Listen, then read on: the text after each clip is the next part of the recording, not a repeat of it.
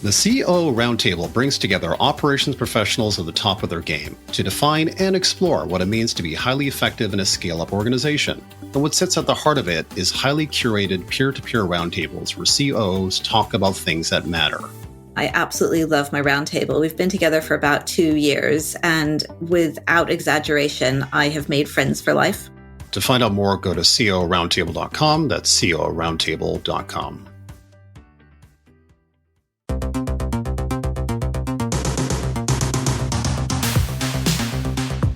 Hello, and welcome to another episode of the Operations Room. This is a wrap-up episode for our season that we just finished, which is fantastic. I'm very excited. Bethany is here. No, I'm missing. You're missing. I'm missing. It's just you all by yourself today, Brandon. So 10 episodes over the course of September, October, November. We are now finished for this year. We will be coming back in January of next year, which is phenomenal for season 3. Very excited by that. So before we get into next year, maybe just a bit of a reflection in terms of, I guess, ending this year, where Bethany is at, where Brandon is at, and maybe a bit of a commentary on some of our episodes of note. Now you're really going to test us if we get to episodes of note.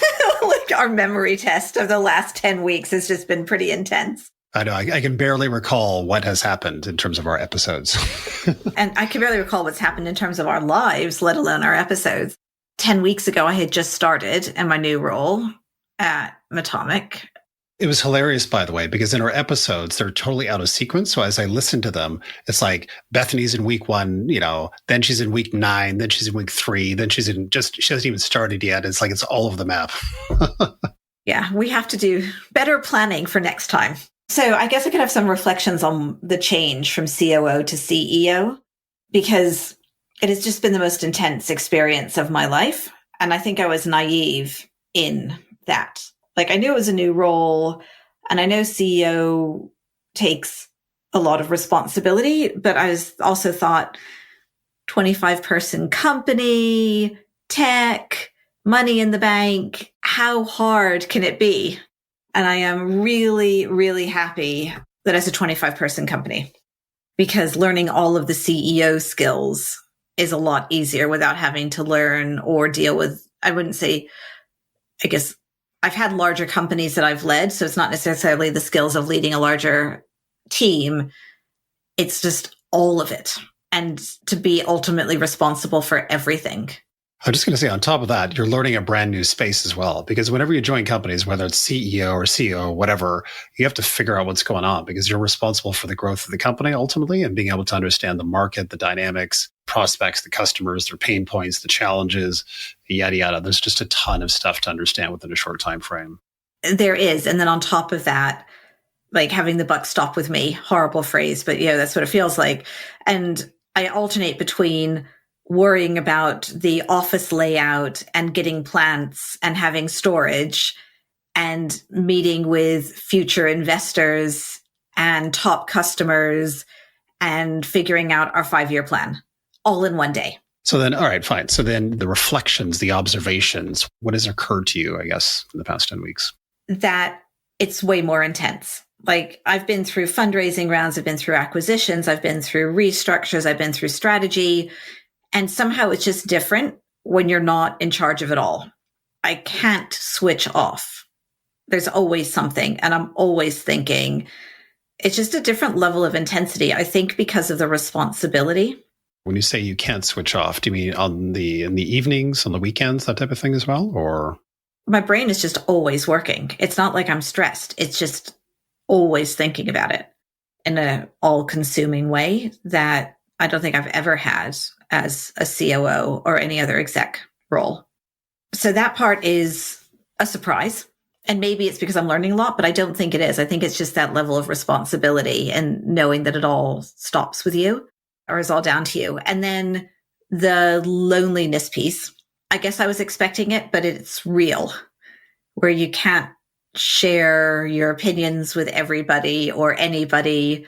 There's a lot of needing to figure things out. And then also just, there's nothing where I can just be friends with somebody, because there's always that dynamic. It doesn't mean that we're not friendly, but the offsite and knowing that everybody's going to have more fun when I leave, and they did, and being okay with that. So on the loneliness front, It's different for you because you're not a young founder where you maybe don't have a network around you. You might have a couple people outside the company perhaps, but somebody like yourself, you have a well-established network of really interesting people that are very wise around you. So that loneliness part of it, do you not have more of a broad, strong network to reach out to when you do have concerns around what's happening or how to think about things? Or Oh, I definitely do. And it's growing because that network is introducing me to new people as I hit different problems or trying to learn things. Even though I can go and talk to people and I have my husband to speak with, there's still a level of loneliness at work that is just different. Because even as a COO, maybe it's just that you can get stuck into the politics or the ideas and you all have a common enemy of the CEO to talk about and bond over at one point or another. But when you are everybody's common enemy, like there's nobody to go to, and also like, I know that that's in some ways part of the role is for everybody to think they can do my job better and just need to get on with it. I'm a unifying figure for everyone else in the company except for me. fair enough. Yeah. The buck stops with you and the responsibility ultimately rolls up to a single person. Whereas even as a C-suite person, being a CEO, you still have your peer level network sitting alongside of you. So there's, 2, 3, 4 other people that you're carrying the load with and can talk about things. Yeah. Those are like the big pictures. And then the biggest surprise that's stupid, but is annoying and a big surprise is the sheer volume of email. Okay. Email.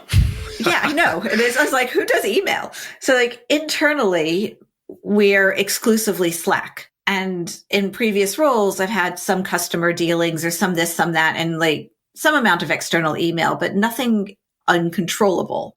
I don't even know what I get, but I just get constant email. And I get constant stupid SDR email, but I also just get emails I have to reply to. And I find this really draining. Yeah. So you mean with prospects, customers, suppliers, you mean? Because mostly speaking, any kind of trash email that comes through, because for sure as a CEO or, a C-suite person, you get a ton of like randomized outbound, and obviously you ignore the vast majority. So are you saying that there's more of that, or is there more of just like actual interactions whereby you actually, to your point, need to respond because it's a supplier or whatever? Yeah, it's that stuff. So there's, some amount of customer and prospect. And then I had a huge amount of inbound investor interest just because it's a CEO change. And so I'm going to talk to all of them to start building relationships for the future. And then there's follow-up emails. And then there's bankers and lawyers and accountants and Gartner. Gartner produces a lot of email. I feel like I'm always responding to something that Gartner's sending me. We had a contract dispute with a supplier this week, so that took up a huge amount of my time. Like, I'm very surprised by this. Yeah. Investor relations, being introduced to a lot of people who would like to advise and consult me. To your point of like, aren't there lots of people who you can turn to? And I'm like, oh, there are. And those people want to turn to other people who can advise me for a fee or not for a fee. So just like a lot of meeting people and being chased. Any celebratory elements to the last 10 weeks in terms of like maybe on the upside, on the positive side, anything that surprised you in a good way? I don't know if it surprised me, but it's just nice to know that I'm still a very fast learner.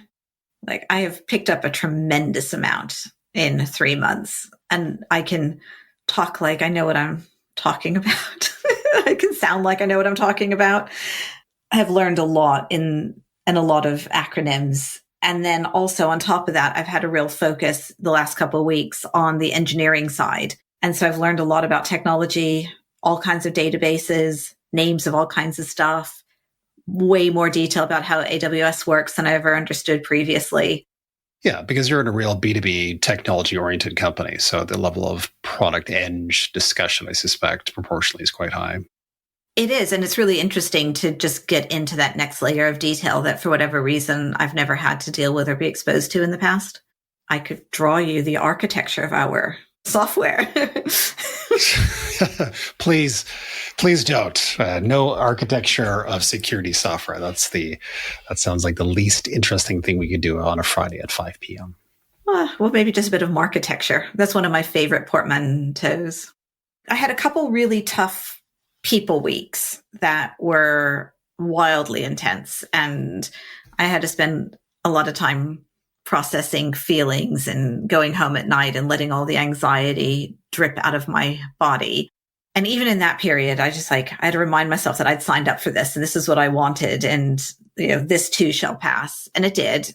And I'm still really enjoying it. I'm delighted I had this opportunity come across and took it. And I love being a CEO. Other than those couple of weeks when I was like, why am I doing this? There's no point to this, but the good definitely outweighs the bad.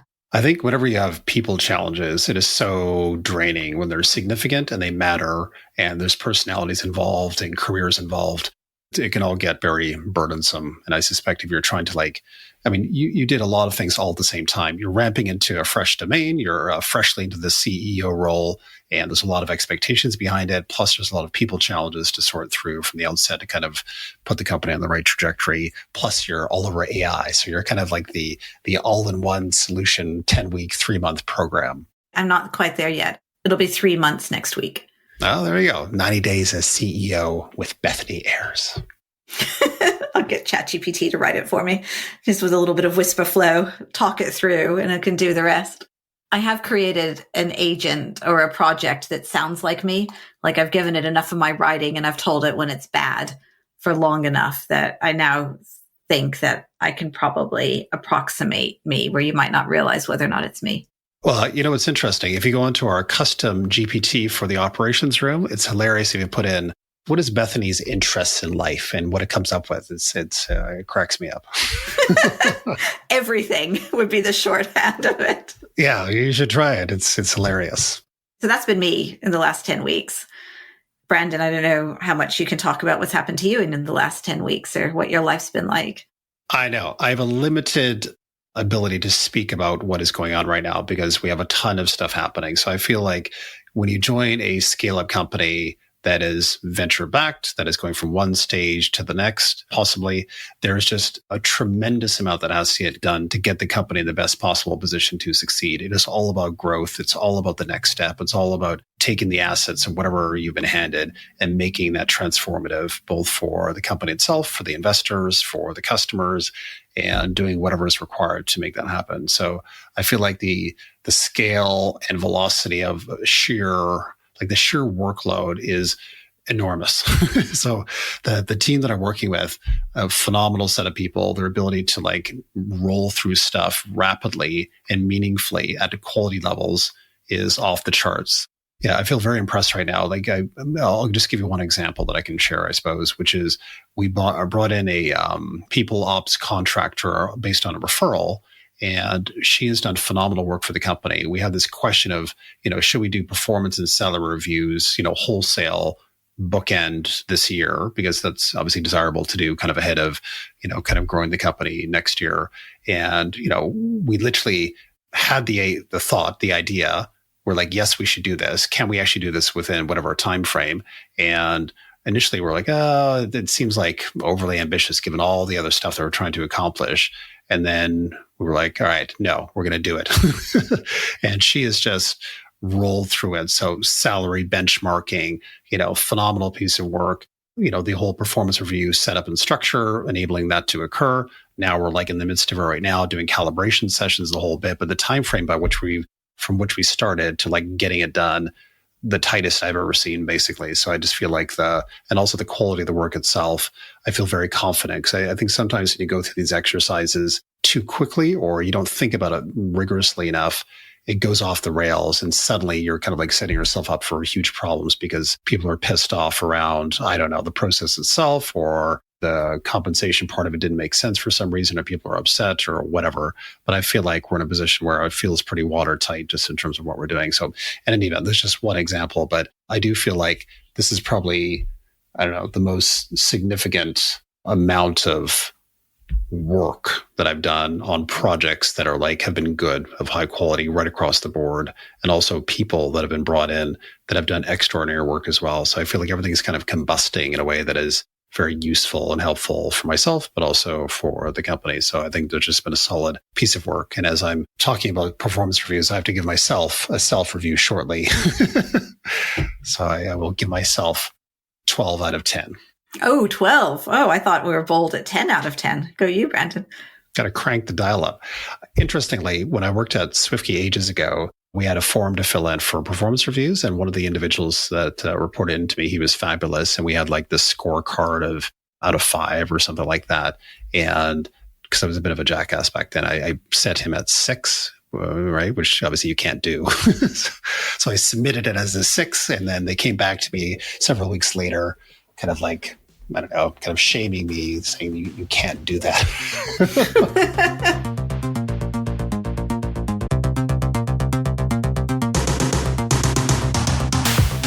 We are revving up the engine of the podcast and looking for a great brand to sponsor the show.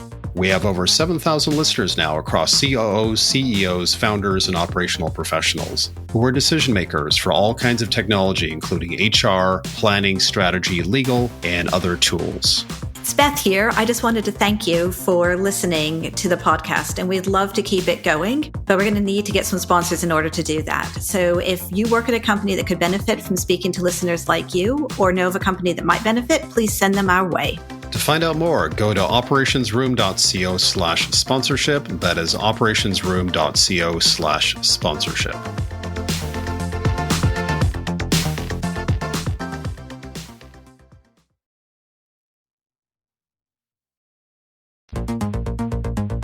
I can't believe how many people we have coming up that, for the next season.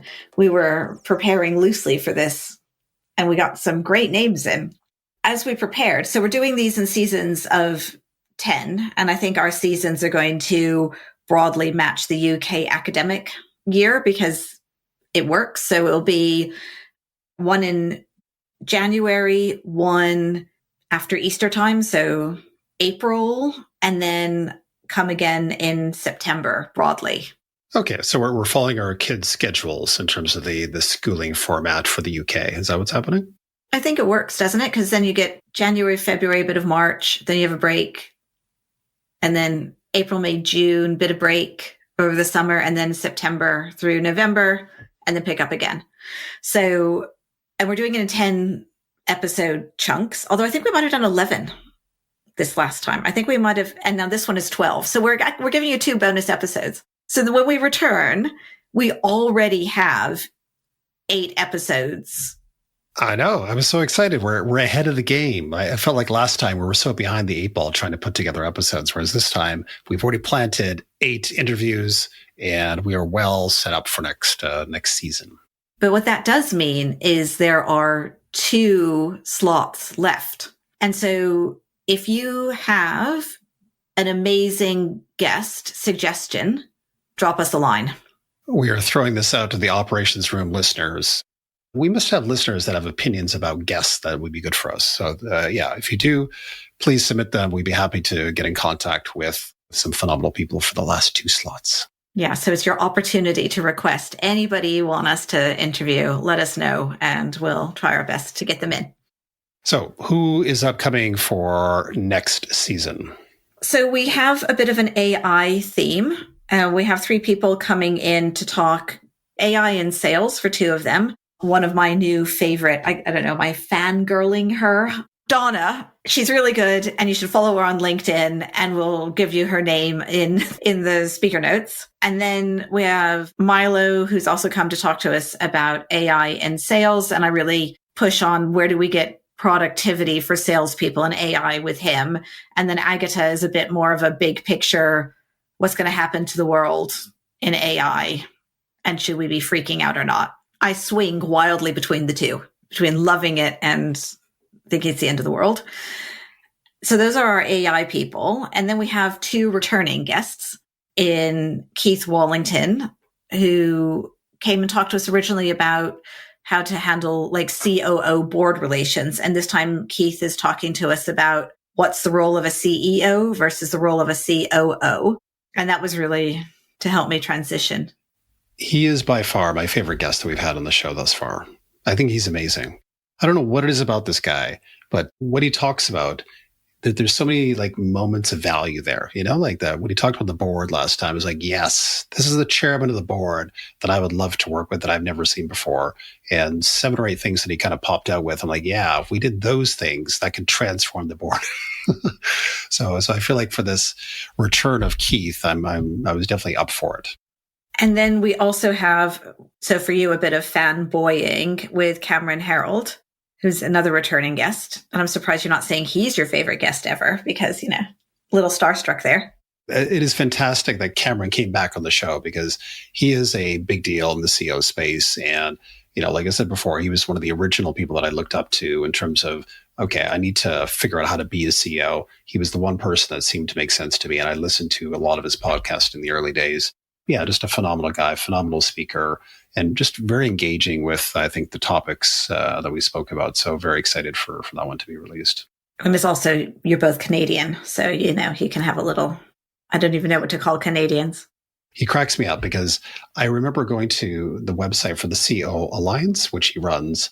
And I don't know what possessed me to do this or how I got into this, but he was hiring for either a BDR or an account executive to sell his memberships. And I remember reading the job description, and it was by far one of the funniest ones that I'd ever read because at the end of it, it said something to the effect of like, you are going to make this amount of money guaranteed. Then in the subtext, it was kind of like, because basically if you don't hit your quota, you're going to be gone. And I was like, all right, congratulations for being very straightforward with your job description. So there's no illusions as to being retained if you do not hit your quota. So those are our themes. Then we have Ed Barrow joining us to talk about VC economics. So similar to the episode we did probably a year ago on private equity economics. So we decided to do the same on how do VC funds work? How do they make money? And what do you need to know as an operator in a VC-backed business, particularly when you're making a decision as to whether or not you should join that company? So anybody in a VC-backed business, highly recommend listening to Ed. I feel like for this one, I learned a lot. I like those episodes or those interviews that we do sometimes where I distinctly don't know enough or I have like a limited set of knowledge. And Ed Barrow is one of those kind of guys where he kind of like unveiled a greater world of VC economics that I didn't quite understand before, which was great. And he did it in a very easy to understand way. So yeah, I think that was great. Then we have a bit of like old school operations room, I would say. So the more traditional strategy, ops, leadership, personal development side of things with 3 different women. We have Vess talking about the strength of operational strategy and the point of operational strategy rather than just operations for operations' sake, and also quite a bit around international expansion. She was VP of international expansion at Hopper. And so how to go to America properly, how to notice early when you've gotten things right or wrong is always helpful. So quite a few practical tips there. And then Alicia, I have no idea surname. Diamond. Oh, that's right. Because we talked about, she's not EOS because remember, she's come up with her own that we really liked. And we told her to make a book, The Diamond Method. Great. Do you not marketing. Remember that we were pushing that? Yeah. I do now. The Diamond Method. Right. Yeah. So if your name is Alicia Diamond, you have to write a book and it has to be called something like The Diamond Method.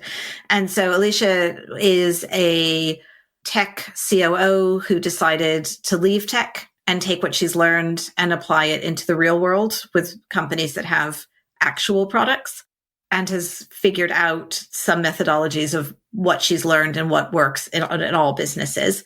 And then our final, I realized that so that's 8 that we've recorded, but we have a 9th booked in. So actually we only have 1 slot left. So there's a real competition as to who's going to get the final slot. We just updated everyone. So there's 1 slot left, not 2.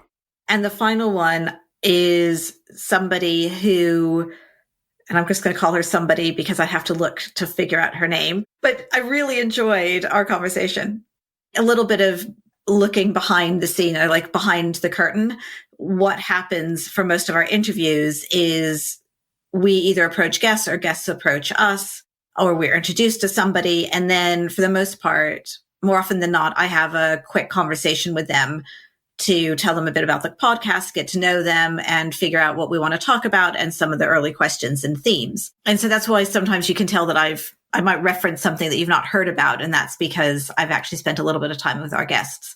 And so I spent some time with her, loved our conversation, and can't wait to carry on with our interview, because she is not a believer in OKRs and has come up with a new methodology very much focused on what are the puzzles we're trying to solve and how do we approach solving those puzzles and how do we track puzzles in effect rather than objectives. So a puzzle metaphor. I'm just thinking back to Cameron Herold with his puzzle of the vivid vision talk that we had previously, but love it. Puzzles versus OKRs. Yeah. And it's not a metaphor like Cameron. So bit of spoiler alert for what Cameron has, like looking at a business and all the different puzzle pieces pulled together. This is literally what are the things you need to solve, but let's call them puzzles. And how do you approach solving big, thorny, critical issues to keep your business afloat or unlock growth or whatever it is. So it's almost like a use of language. I guess it's like an objective is very linear. You're like, there's your objective, and now march to your objective. Whereas if you talk about a puzzle, you can imagine it being like a big ball of string, and how are you going to unpick it and how are you going to solve the problem? As the objective might be solving the problem, but it just makes you think about it in a freer, more creative way. That's a good point. Yeah, you're right. I mean, this is definitely part of OKRs, which is you're trying to discover possible ways of tackling the objective. I mean, it's interesting that you mentioned this actually, because this was a key cornerstone of how we approached OKRs in the last round in my last company, which is, we would have a set of initiatives, which were the best thoughts we had at the time. Once those initiatives kind of were in play, we discovered a bunch more things, and then we kind of revised our set of initiatives based on some of the discovery that had happened. But I think you're right. I think this curiosity and kind of unraveling the onion, so to speak, is definitely a core part of the OKR kind of process, I suppose. So I'm looking forward to that, which means one slot left, and then we'll start filling up for April. Sounds like a lifetime away, April, doesn't it? I know. And it'll be here soon enough. I feel like every single week that has passed for the past month and a half has gone by in the blink of an eye, and suddenly it's the weekend as it is right now. So it makes you wonder sometimes, like, what am I doing with my life? It evaporates in a second. It's so funny you say that, because I too have been having this thought, and I go to sleep at night and I'm like so tired and so grateful to go to bed. And as soon as I lay down, I think, one more day done, one more day of my life over. And I just have like this really... You're like, what is going on here? Yeah. And it's not a pleasant thought to go to sleep on, of like, I'm that much closer to death, or, and then it's like, okay, yeah. There's a truism to this. 100% yes. And then I can't remember if I've mentioned this, but I've ended up doing a cardio fitness class. Or cardio dance. It's basically aerobics, but we pretend it's dance, and it's great fun. And it's the only time that I'm not thinking about work in any way, because I'm trying not to step on people and at least vaguely go in the right direction. And I hate running. And this is a way, like, I get my heart rate up to about 180, 185 for at least one, if not two songs in every 45 minutes. So it's like, full on cardiovascular. But my knees really hurt. And now every time I stand up, my right knee is like, oof. And I just have decided I'm going to ignore it, because I want to be able to do the dance, and I don't care that my knee hurts. Like, this is just a new collateral damage. It's like, how far can I go before this is not the right tactic to take? I know. It's such a typical thing, isn't it? You're having a problem, you just ignore it as long as you can, and then eventually either it just goes away or it becomes an actual problem. Yeah, and I'm really betting on this one going away. I have zero evidence other than like willpower, but it hasn't gotten worse. So I'm going to say that this is okay. And it's okay that I have to limp a little bit every time I stand up. Before you wind up, there's one more thing that we need to talk about, because the people who help us, again, behind the scenes, another behind the curtain moment, is we have people who help us. And one of them is Anna, and Anna does a lot of our marketing. And Anna has asked us for this entire season to promote the fact that we have a Substack and that you should subscribe to the Substack. And we have failed miserably for 10 episodes to ever once mention the Substack. Right. So right at the very end of this kind of wrap-up episode, we are horrible marketers. We apologize, Hannah. So if you can subscribe to the Substack, it will remind you and give you notes about every episode. We also have some stuff for our subscribers, which is more in-depth content. And every so often, we share a little bit more extra content with everybody. So if you like what we do and you want to learn more, go look at our Substack. And then also we do have the ChatGPT as well that you mentioned earlier, Brandon. Yes. You know what is interesting? I actually read one of your Substack entries. I think it was under the paid column for some reason. Is there like a paid version of Substack? I don't even know, actually, to be honest. Oh, there is.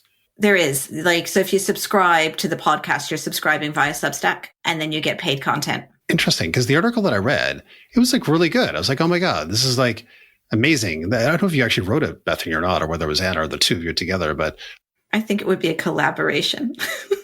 Okay, that is a great article. Like it was actually, I was compelled when I was reading it. I was like, oh yeah, this is Bethany. What was it about? But it was like very reflective. It was one of your more reflective ones. Okay, yeah. This was on the how to do everything. Yes, how to do everything. That was it. And so if you become a subscriber, you support us, you get amazing extra content that Brandon should clearly start paying for as well. Figure out how to do everything in my life. I'm overwhelmed. Yeah, so thanks for that. And now Anna will be slightly less annoyed with us for having failed miserably to promote anything this season. All right, lovely. So on that note, let's wrap up our season and we will see you next year. I'm going to just say bye.